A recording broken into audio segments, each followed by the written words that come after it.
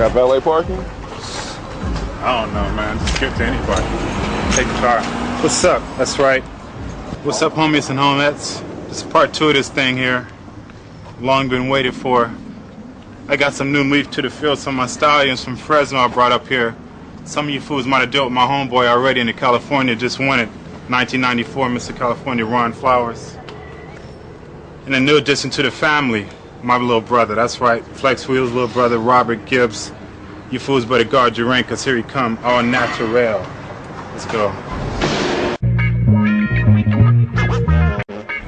Oh yeah, still ripped. Now I'm in a Suburban, TV, VCR, the works. A BMW L-body. This is a long body version here. Jeez, I was in shape, isn't he? Come on, come on. Let's go over here with my girl, and I introduce you guys to my new dog, Pearl. As the story goes, I met some people who were already into bodybuilding when I was 14. And they mentioned to me, you know, that they thought I had, you know, good genetics and stuff like that. And, you know, to look them up when I wanted to get serious about it, you know. A couple of years later, I started competing in my first show, and I got blasted, of course. And, but that was basically the beginning of my career. I competed a lot in AAU. You know, if you guys have any idea how AAU, I mean, there's like a show every weekend, and that's what I used to do up until I was 19 years old. And that's when I won the Teenage Black America. I found out a lot about bodybuilding as far as how expensive it was and how to diet and stuff like that, and I didn't have the means to do those things, so I pretty much dropped out of the sport when I was 20 years old, and went into police academy, and I became a police officer, and I worked for Fresno Sheriff Department for a while. After that, I met, you know, some people who owned a gym who had heard about my career as a teenager and asked why did I quit and stuff like that, and I told them, and, you know, they offered me sponsorship. You know, they started sponsoring me, and I entered my first show again when I was, geez, I think I was a middleweight. I weighed in like 176. And I won my class. They asked me what did I want to do, and, you know, what did I want to make out of my career. And I go, well, I want to be like Sean Ray, because that was like the only person I ever heard of, you know. The next show I geared for was the 1989 California, which, you know, I ended up winning overall. So in 1991, I did the USA, and I took second behind Mike Matarazzo. In 1992, I decided, you know, okay, I'll try one more time. You know, here I am, 26 years old, and I've been doing this since, you know, I was 16, basically. That's 10 years, and I've been, you know, not making any money at it, basically.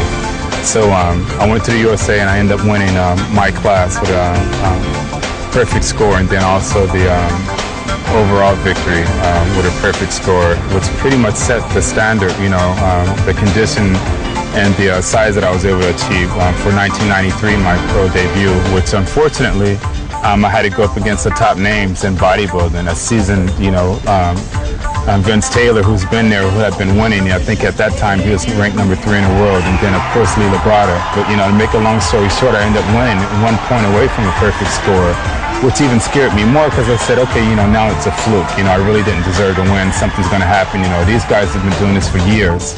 And, you know, we have a show, the Honor Classic, next weekend, and that's when they're going to really prove, you know, how seasoned professionals that they are. But I ended up winning with a perfect score, which really shocked me. I went on to Germany, I won with another perfect score, and to France, which, you know, started off my 1993 career. And, of course, as you know, placing second behind Dorian Yates, just set it off like crazy. And for me, coming from Fresno, California, and not making any money at all, and coming from, you know, a poor environment, now I'm being paid to go to these different countries and all these exotic, you know, countries and states and islands. So it's like, you know, it's a trip. In 1994 is when I suffered a car accident. You know, I just thought my life was just really taking off then. You know, I'd met a lot of people in the industry as far as rappers. I met, you know, Dr. Dre, and we became good friends. And actually, I was with him and a lot of his friends that invited me to go play pool. And I was coming from playing pool with them at about 2:30 in the morning on my way home, and the front tire went out. The car spun around backwards, and it went up the side embankment. And, you know, I suffered a broken neck in 2 different places, which was really crazy, because, you know, my whole life basically flashed in front of me, and man, let me tell you, for an entire month, all I could do was just land and stare at the ceiling and wonder, like, geez, it's over for me. And a lot of really sick thoughts went through my head about, you know, what am I going to do now? You know, I'm a bodybuilder, I'm a competitor, this is how I make money. You know, to tell you the entire truth, I end up losing my house, and, you know, I end up losing my car, I end up losing my Harley because I had no means of making money anymore for myself. Finally, I was released by the doctor, and he said that I can, you know, start getting up and so on. And I decided to go to Olympia and watch, and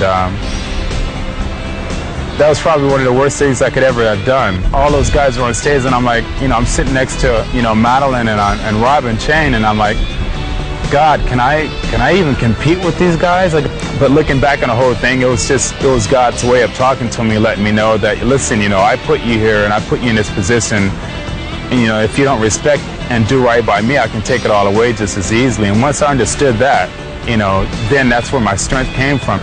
95, I think, it was really a good year. It was more or less a time where I need to accomplish and to prove something to myself, and I actually won. And how many people can say that they can break their neck in 2 different places and, you know, and come back the next, what, few months and do that well? I end up winning, you know, another show and placing 2nd at the Honor Classic, and then I end up placing 8th in the world, which to a lot of people, they felt that, you know, I was a failure and I was defeated, but not to me. It's like, you know, I proved to myself that I can still do this.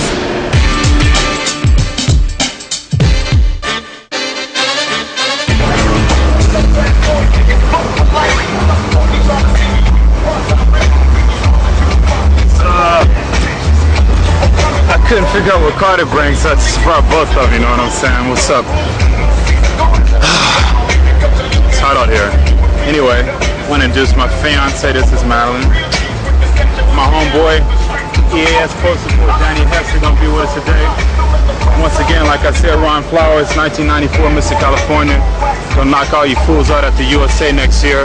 And this here's my little brother, Robert Gibbs. Gonna come claim your stuff next year also. That's right. So grab your rank. We'll meet you little girls in the gym, alright? What we're gonna do right now is shoulders. Show you fools how to blast some shoulders. Later on we're gonna do chest. And after that, the day after, I guess tomorrow, we're gonna do some back. But, right now, I'm about to clown you fools. Let's go. Come on. That's it, King. That's it.